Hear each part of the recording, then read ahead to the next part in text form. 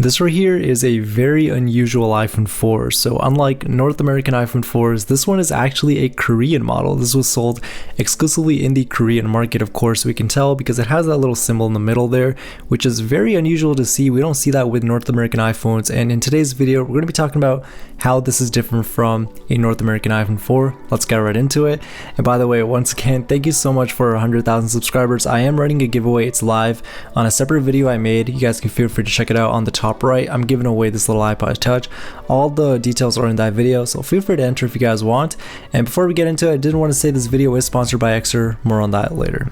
Okay, so back to the iPhone 4. So I picked this up on Mercari a few weeks ago for $27. It got here pretty quickly, and this was the listing. It did say that it had no scratches or cracks, which I was a little excited about, but you know, I should have paid more attention to the listing because it actually did have cracks, and the cracks were very visible from the actual listing photo, so I should have paid more attention to that. And in terms of the actual condition of this phone, it's alright. It's not the perfect condition. It's definitely seen a lot better days. As you guys can see, it's very scuffed up. It has cracks on the back, and it even has a screen protector on there, which is really weird. It kind of felt a little gross, so I ended up taking that off.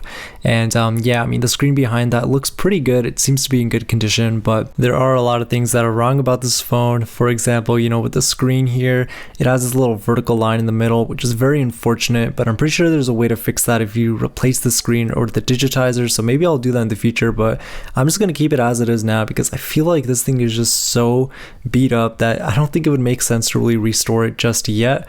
But you know, putting these side by side with the actual North American iPhone 4, you can really see the major differences here. Of course, the little symbol is not present on the North American model, but it is on the Korean model, and there's no FCC badges because of course this is not a North American iPhone.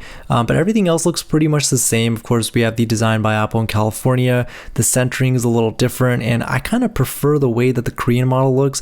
It does still feel like it's a little bit squished in there, and I'm really glad that Apple got rid of all the FCC badges with modern day iPhones. But back then, this is kind of cool to see. Like, I think some people might have even mistaken this to be a fake iPhone because it does not have the FCC badges, but you know, rest assured, this is a very legitimate iPhone, and it's just really cool to finally see something like this in my collection. Absolutely love it. Now, before I go into the next portion of this video, I did want to give a quick shout out to today's video sponsor, Xer. They make these really cool smart wallets, which I've honestly been using for like more than a year now. I absolutely love them. Just look at how thin this thing is. You can access all your cards with a click of a button. Very convenient. And of course, you can even pop in something like an RFID tracker, which they sell, or if you guys don't want that, you can also pop in an AirTag, which is what I did here.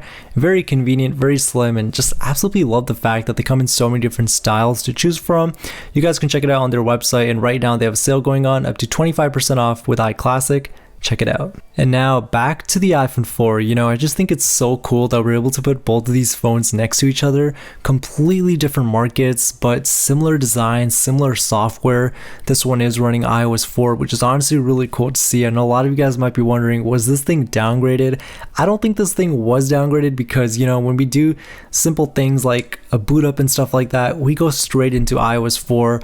As you guys can see here, I have an iPhone 4 on the right hand side here. This one has actually been downgraded, and you guys are going to see the little screen flashes white, and then you see the iOS 4 startup logo. That's how you know an iPhone 4 has been downgraded using Cydia. But this thing is legit. It boots right into iOS 4. It doesn't have any random blinking, and you know, there's even some random call logs on here from 2015. So chances are the last owner who had this phone probably found this phone. They put a SIM card inside of it, and they decided to use it for a little bit. But you know, that was like so many years ago, so I don't know if this thing has really been used on the daily. But you guys will see here, this thing does have Cydia, which is super weird to see, and that was a little sus at first, but I'm not gonna lie, Cydia was so common back in the 2010 days. Everyone used to jailbreak, and I wouldn't be surprised if the last person jailbroke this phone in 2010 stored it away in a random drawer and found it in 2015, and now it made its way onto Mercari. We're never gonna know the true history of this phone, but one thing that I can tell you is that we have an iPhone 4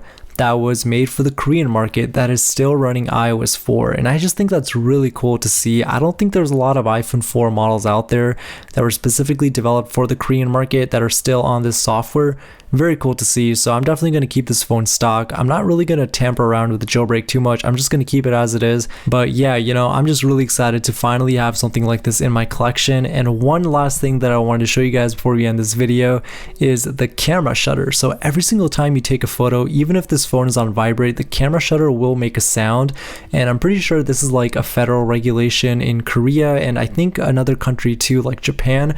I don't remember the exact countries that are included on this list, but every single time you take a photo, it's basically gonna make a sound, and that's just like a safety thing that these countries have in place, which is not something that you'd find on a North American iPhone. So I just think that's really interesting to see that this iPhone from 2010 running outdated software still has that setting enabled. Very interesting to see.